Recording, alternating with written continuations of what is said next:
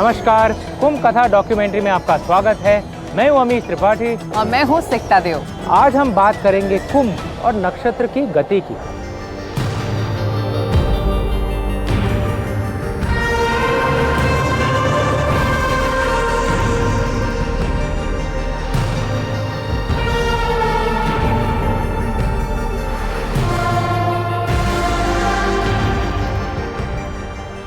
कहते हैं कि जब नक्षत्र और ग्रह एक खास कतार में होते हैं तभी कुंभ का मुहूर्त होता है। लेकिन जब हम आकाश को देखते हैं हमें एहसास होता है ये कितना विशाल है।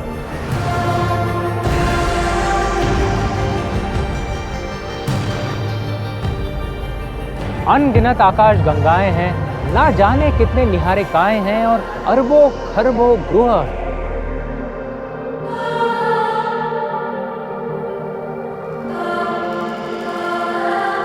विज्ञान हमें कहता है कि ब्रह्मांड का विस्तार हो रहा है, लेकिन एक सवाल हमें हरदम घेरे रहती है कि ब्रह्मांड की रचना हुई कैसे? आकाश और प्रकाश आए कहाँ से? जो पहली ध्वनि थी उसकी रचना कहाँ से हुई?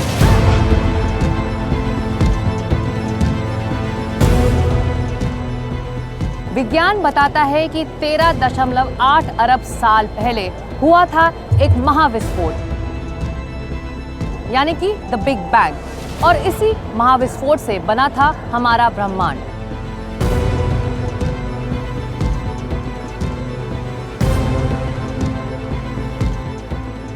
विस्फोट से निकले टुकड़े दूर दूर तक फैल गए थे और धीरे धीरे वो ठंडे हुए और उनकी गति भी धीमी हुई।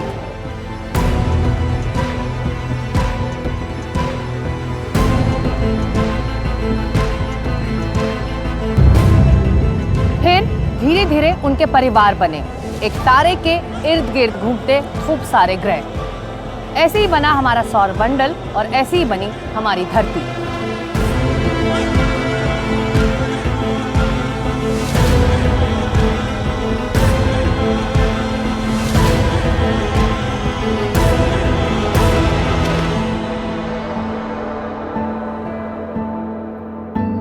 ये घटना करीब 6.4 अरब साल पहले की बताई जाती है। हाँ सिकता, एक बात तो बहुत अद्भुत है। अगर हम देखें तो धरती का जो संतुलन है कि 24 दिन के दिन रात, सर्दी गर्मी वर्षा जैसे ऋतुएं, ऐसे तत्वें, हवा पानी, सब जिससे जीवन मुमकिन हो जाता है, ये सब सिर्फ धरती में पाया जाता है। पूरे ब्रह्मांड की तुलना में हमारी धरती तो एक तिनके भर धूल की भी बराबर नहीं है। लेकिन जहाँ तक हमें ज्ञात है पूरे ब्रह्मांड में सिर्फ पृथ्वी पर ही जिंदगी पाई जाती है, जीवन पाया जाता है, मानव जाति पाई जाती है, मनुष्य पौधे पाए जाते हैं, और कहीं नहीं। ऐसा क्यों? क्योंकि हमारी धरती एक बहुत नाजुक संतुलन पे है। कहीं भी अगर इधर उधर हो जाती, सूरज के थोड़ा पास या थोड़ा दूर, तो शायद इतनी गर्मी हो जाती कि सब कुछ जल जाता, या इतनी ठंडी हो जाती कि सब कुछ जम जाता। तो इस नाजुक संतुलन के कारण ये ऋतुएं चलती हैं, ये जिंदगी चलती है, और ये बहुत अद्भुत बात है। बिल्कुल अमीश, धरती सिर्फ अकेली नहीं है, उसके साथ नक्षत्रों की चाल है। इस चाल से ही समय तय होता है और इस चाल से ही यहाँ के कार्यकलाप भी तय होते हैं। हमारी परंपरा में ज्योतिष गणना का बहुत महत्व होता है। निसंदेह आज के आधुनिक माहौल में कई लोग ऐसे हैं जो ज्योतिष पर संदेह करते हैं, लेकिन ज्योतिष और राशि और नक्षत्रों के बीच भी एक वैज्ञानिक सच छुपा हुआ है। तो चलिए समझते हैं कि राशि और उनमें ग्रह का चलन ये बनता कैसे है। इसके पीछे भी बहुत गहरा गणित है। धरती से इस विराट आकाश को देखिए। दूर तक फैली हुई चांद तारों और आकाश गंगाओं की इस विराट चादर को हमारे ज्योतिषियों ने अपनी गणना में समेट लिया है।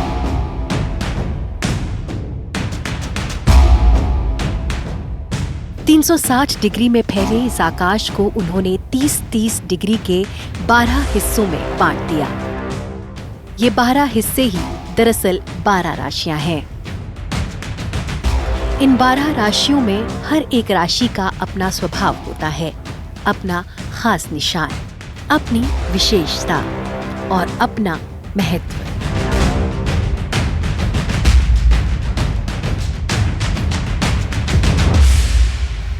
इनमें एक मेष राशि है, दूसरी वृषभ राशि, तीसरी मिथुन राशि, चौथी कर्क राशि, पांचवी सिंह राशि, छठी कन्या राशि, सातवीं तुला राशि, आठवीं वृश्चिक राशि,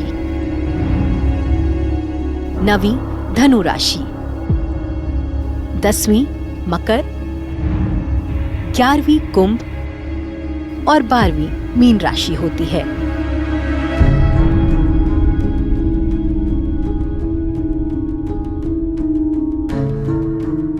राशियों के अलावा 9 ग्रह होते हैं।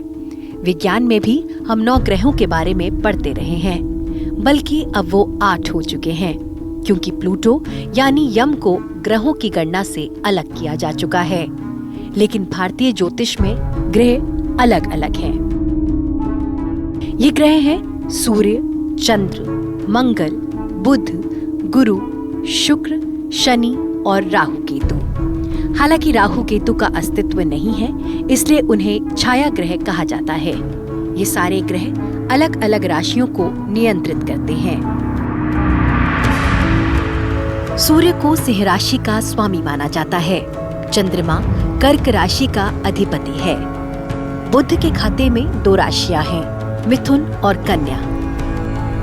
गुरु ग्रह धनु और मीन राशि का स्वामी है। शुक्र के हिस्से वृषभ और तुला राशि हैं। शनि को मकर और कुंभ राशि का स्वामी माना गया है। 12 साल बाद इसलिए मनाया था क्योंकि योग, लगन, ग्रह, वार और तिथि ये 5 एक ग्रहों में अनुकूल होते हैं। जिस प्रकार से मकर राशि में सूर्य आते, बृहस्पति मकर राशि में आते, बृहस्पति की दृष्टि होती, बुध की दृष्टि होती है, मंगल स्वग्रही होते हैं और शुक्र जो है वो उच्च स्थान पर जा करके शुक्र इन चीज़ों को बल न दे करके, शुक्र कुंभ को बल न दे करके शुक्र दैत्य को बल देते हैं। और इस प्रकार से जो ग्रह के अनुकूल परिस्थिति है, ग्रह के अनुकूल परिस्थिति है, तो उस ग्रह के अनुकूल परिस्थिति के कारण कुंभ लगता है। तो ये है ग्रहों और राशियों का हिसाब। लेकिन इन सब ग्रहों की अपनी अपनी शक्ति भी है, यानी ये मानव जीवन को प्रभावित करते हैं। ये अक्सर कहा जाता है कि किसी का सूर्य प्रबल है तो किसी का चंद्र। इनका भी अपना मतलब होता है।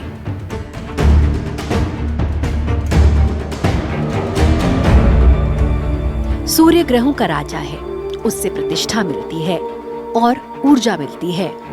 वो पिता और आत्मा का कारक भी है, जबकि चंद्र को माँ, रानी और मन से जोड़ा गया है। मंगल अगर प्रबल है तो वो साहस और शक्ति देता है।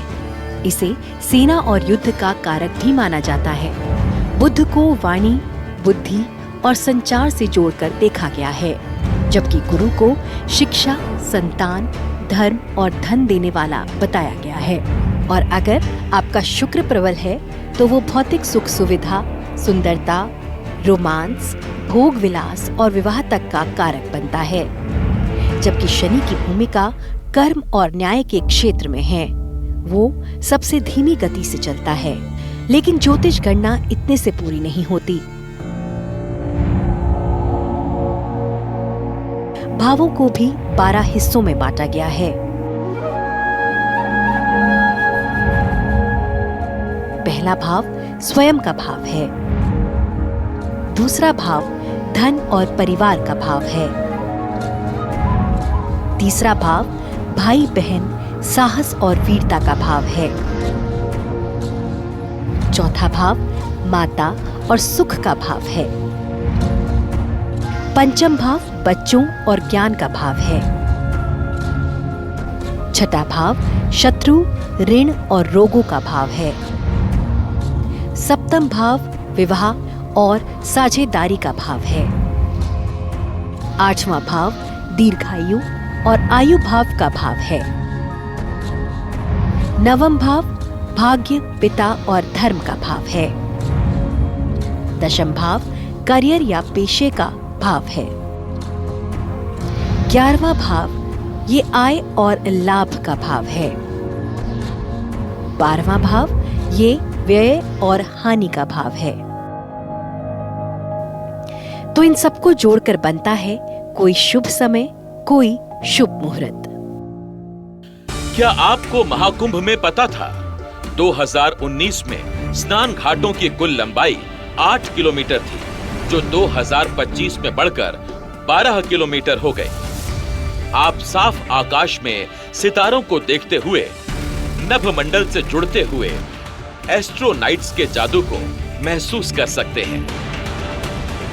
क्या आपको महाकुंभ में पता था प्रयागराज पुलिस ने 57 पुलिस स्टेशन बनाए, 13 अस्थायी स्टेशन, 23 चेक पोस्ट और 10,000 से ज्यादा पुलिसकर्मी लगाए।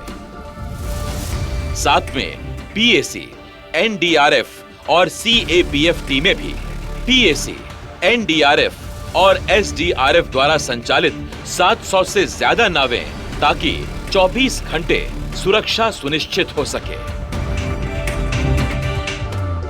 क्या आपको महाकुंभ में पता था आधुनिक ड्रोनों और सोनार सिस्टम से लगातार निगरानी, 3,800 जल पुलिसकर्मी जीवन रक्षक उपकरणों जैसे जैकेट और डाइविंग किट आदि के साथ सुरक्षा सुनिश्चित कर रहे हैं। क्या आपको महाकुंभ में पता था उत्तर प्रदेश सरकार ने मेले में साफ सफाई की परियोजनाओं और बुनियादी ढांचे के लिए 70 अरब रुपए का निवेश किया है। कुंभ मेले को 2017 में यूनेस्को की मनुष्यता की अमूर्त सांस्कृतिक विरासत की प्रतिनिधि सूची में शामिल किया गया था।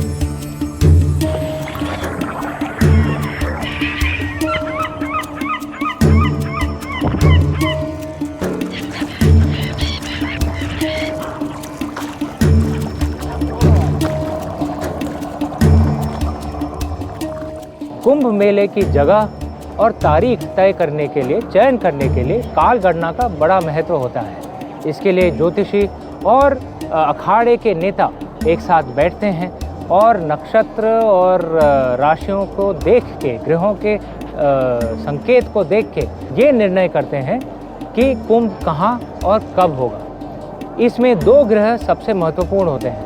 पहला होता है सूर्य, जो हमारे पूरे सोलर सिस्टम में सबसे महत्वपूर्ण ग्रह है, और दूसरा होता है गुरु या बृहस्पति, जिन्हें देवों का गुरु माना जाता है। तो ये 2 सूर्य और बृहस्पति और या गुरु, जब ये 2 ग्रह एक खास राशि में होते हैं, तब कुंभ की जगह और तारीख का चयन होता है।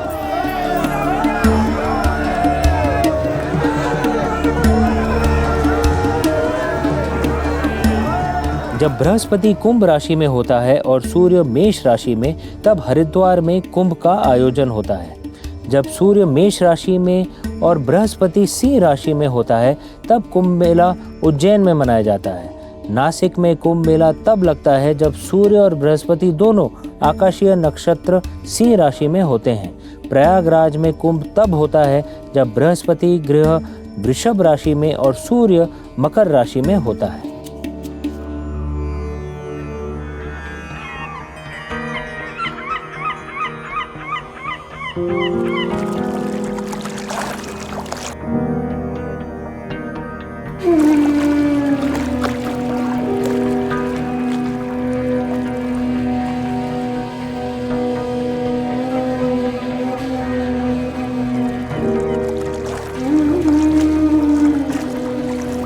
रमेश, ये बताइए कि इतने सारे नक्षत्र, ग्रह और भाव होने के बावजूद कुंभ पूर्ण होने में कुछ ना कुछ कमी ज़रूर दिखाई देती है। कुछ लोग जो पाप धोने के लिए आते हैं, मुक्ति की चाह में आते हैं, हादसे का शिकार हो जाते हैं। फिर ऐसे में जो गणनाएं हैं, जो गणित है नक्षत्रों की, वो भी अलग अलग तारीखों की तरफ ले जाती है। इसके कई वजह हो सकते हैं सिक्ता।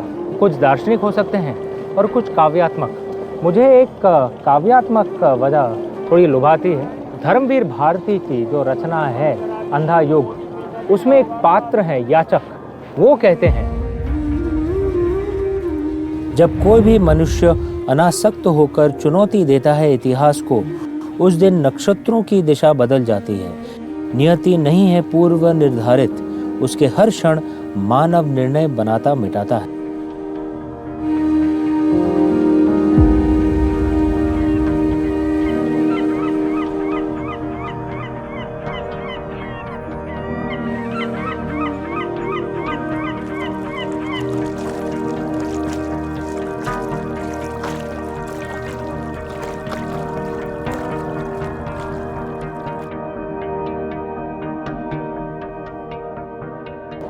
तो सब कुछ पूर्व निर्धारित नहीं होता।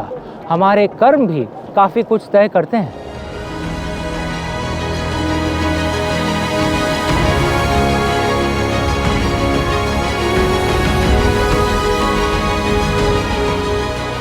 दूसरी बात ये कि अंततः काल गणना भी कुछ बारीक और बहुत सारे सूक्ष्म तथ्यों पर निर्भर करती है।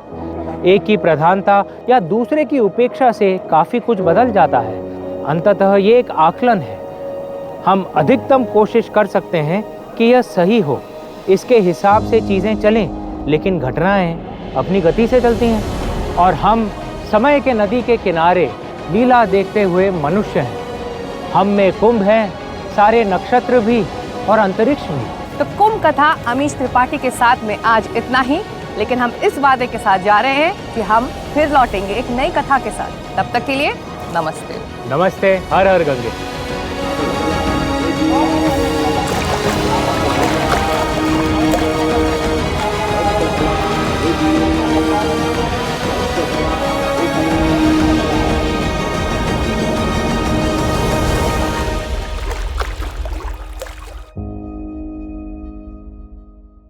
क्या आपको महाकुंभ में पता था? सिंचाई विभाग ने त्रिवेणी संगम पर बस 85 दिन में 2 हेक्टेयर से ज्यादा जमीन रिक्लेम कर ली, जिससे 2 लाख लोगों को एक साथ स्नान की सुविधा मिली। 4 ड्रेजिंग मशीनों की मदद से 26 हेक्टेयर जमीन और जुटाई गई। ड्रेजिंग की सावधान प्रक्रिया से संगम की क्षमता 2019 के मुकाबले तिगुनी हो चुकी है। क्या आपको महाकुंभ में पता था? कुंभ के दौरान आयोजकों ने कई गिनीज वर्ल्ड रिकॉर्ड कायम करने का लक्ष्य रखा है, जिनमें 15,000 प्रतिभागियों के संग एक साथ बुहारने की सबसे बड़ी मुहिम, 1,000 ई रिक्शा और ई वाहनों के साथ सबसे बड़ी ई वाहन परेड, 10,000 प्रतिभागियों के साथ 8 घंटे में सबसे ज्यादा तैयार की गई हैंड प्रिंट पेंटिंग्स, 300 कार्यकर्ताओं के साथ सबसे बड़ा नदी सफाई अभियान। क्या आपको महाकुंभ में पता था? 10 देशों Fiji, Finland, Guyana, Malaysia, Mauritius, Singapore, दक्षिण अफ्रीका, श्रीलंका, त्रिनिदाद और टोबैगो और यूएई ने 16 जनवरी के समारोह में हिस्सा लिया, जिसमें भारत की सांस्कृतिक समृद्धि और मेहमान नवाजी का प्रदर्शन किया गया था।